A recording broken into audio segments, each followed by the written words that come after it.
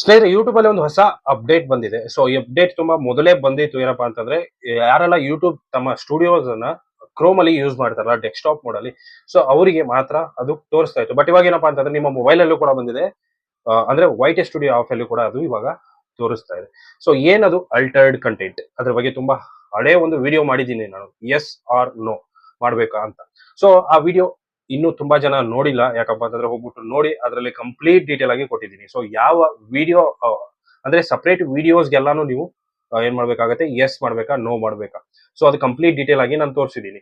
ಬೇಕಂತಂದ್ರೆ ನಾನು ನಿಮಗೆ screen recorder ಅನ್ನ ಆನ್ ಮಾಡ್ಬಿಟ್ಟು ತೋರಿಸ್ತೀನಿ, ಸೊ ಅದು ಎಲ್ಲಿ ಬರ್ತಾ ಇದೆ ಅಂತ.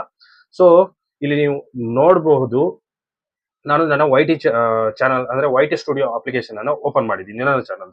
ಸೊ ಅದು ಎಲ್ಲಿ ಬರುತ್ತಪ್ಪ ಅಂತಂದ್ರೆ, ನೀವು ವಿಡಿಯೋ ಅಪ್ಲೋಡ್ ಮಾಡಬೇಕಾದ್ರೆ, ಸೊ ತೋರಿಸ್ತೀನಿ ನಾನು ನಿಮ್ಗೆ. ವಿಡಿಯೋ ಅಪ್ಲೋಡ್ ಮಾಡಬಾರ್ದಕ್ಕೆ ಇಲ್ಲಿ ಬರುತ್ತೆ, ನೋಡಬಹುದು ಅಲ್ಟರ್ಡ್ ಕಂಟೆಂಟ್ ಅಂತ. ಸೊ ಅಲ್ಟರ್ಡ್ ಕಂಟೆಂಟ್ ಅಲ್ಲಿ ನೀವು ಎಸ್ ಮಾಡ್ಬೇಕಾ ನೋ ಮಾಡ್ಬೇಕಾ, ಸೊ ಯಾವ ವಿಡಿಯೋಗೆ ಎಸ್ ಮಾಡಬೇಕು, ಯಾವ ವಿಡಿಯೋಗೆ ನೋ ಮಾಡಬೇಕು, ಅದೆಲ್ಲ ತುಂಬಾ ಇಂಪಾರ್ಟೆಂಟ್ ಆಗುತ್ತೆ. ಯಾಕಪ್ಪ ಅಂತಂದ್ರೆ, ಇದು ಅಪ್ಡೇಟ್ ಕೊಟ್ಟಿದ್ದಾರೆ ಅಂದ್ಮೇಲೆ ಏನಾದ್ರೂ ಒಂದು ಇದ್ದೇ ಇರುತ್ತೆ. ಸೊ ಏನಾದ್ರೂ ಇರೋದಕ್ಕೆ ಏನ್ ಮಾಡುತ್ತೆ, ಯೂಟ್ಯೂಬ್ ಅಲ್ಲಿ ತೋರಿಸುತ್ತೆ.